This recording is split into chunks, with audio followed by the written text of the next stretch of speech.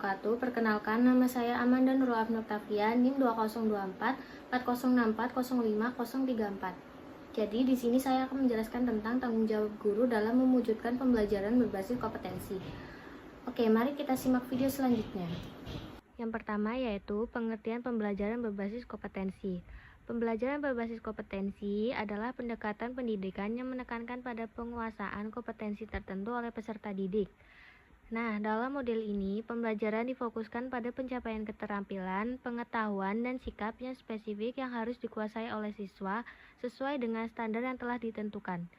Tujuannya adalah untuk memastikan bahwa peserta didik tidak hanya memahami teori, tetapi juga mampu menerapkannya dalam konteks kehidupan nyata.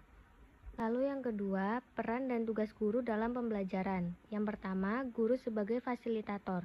Guru tidak hanya menyampaikan informasi kepada peserta didik, tetapi harus menjadi fasilitator yang bertugas memberikan kemudahan belajar kepada seluruh peserta didik agar mereka dapat belajar dalam suasana yang menyenangkan, gembira, penuh semangat, tidak cemas, dan berani mengemukakan pendapat secara terbuka. Lalu yang kedua, guru sebagai motivator. Dengan motivasi akan tumbuh dorongan untuk melakukan sesuatu dalam kaitannya dengan pencapaian tujuan. Seseorang akan melakukan sesuatu jika memiliki tujuan atas perbuatannya. Dengan demikian halnya, karena adanya tujuan yang jelas, maka akan bangkit dorongan untuk mencapainya. Motivasi dapat menyebabkan terjadinya suatu perubahan energi yang ada pada diri manusia, baik yang menyangkut kejiwaan, perasaan, maupun emosi, dan kemudian bertindak atau melakukan sesuatu untuk mencapai tujuan. Lalu yang ketiga, guru sebagai pemacu. Guru harus mampu melipat gandakan potensi peserta didik dan mengembangkannya sesuai dengan aspirasi dan cita-cita mereka di masa yang akan datang. Lalu yang keempat, guru sebagai pemberi inspirasi. Guru harus mampu memerankan diri dan memberikan inspirasi bagi peserta didik, sehingga kegiatan belajar dan pembelajaran dapat membangkitkan berbagai pemikiran, gagasan, dan ide-ide baru. Lalu yang terakhir, yaitu karakteristik kurikulum berbasis kompetensi.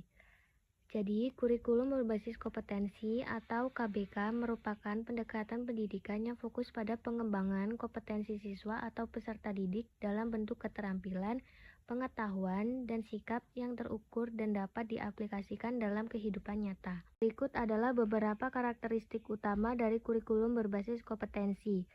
Yang pertama yaitu fokus pada kompetensi. KBK menekankan pada pencapaian kompetensi tertentu yang harus dimiliki oleh peserta didik, yaitu kemampuan untuk melakukan tugas atau pekerjaan secara efektif dalam konteks yang nyata.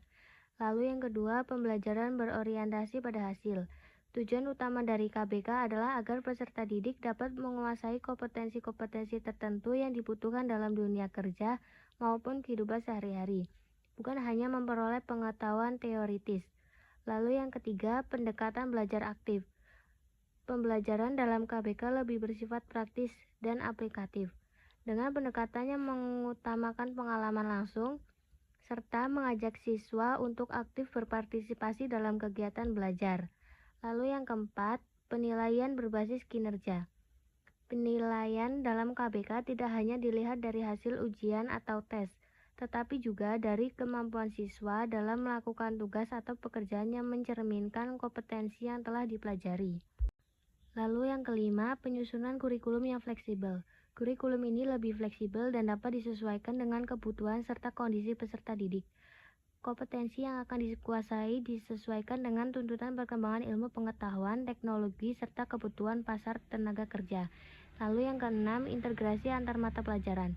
Dalam KBK, ada kecenderungan untuk mengintegrasikan berbagai mata pelajaran yang relevan, sehingga siswa dapat melihat keterkaitan antar kompetensi yang diperoleh di berbagai bidang studi. Lalu yang ketujuh, pendekatan individual. Kurikulum berbasis kompetensi memungkinkan pendekatan yang lebih personal dan sesuai dengan kecepatan serta cara belajar peserta didik, memberikan kecepatan untuk belajar lebih mendalam sesuai minat dan potensi masing-masing. Lalu yang terakhir, pengembangan karakter. Selain kompetensi teknis, KBK juga memfokuskan pada pengembangan sikap dan nilai-nilai karakter yang perlu dimiliki oleh siswa, seperti etika profesional, kerjasama, dan kepemimpinan. Sekian video presentasi dari saya akhiri. Wassalamualaikum warahmatullahi wabarakatuh.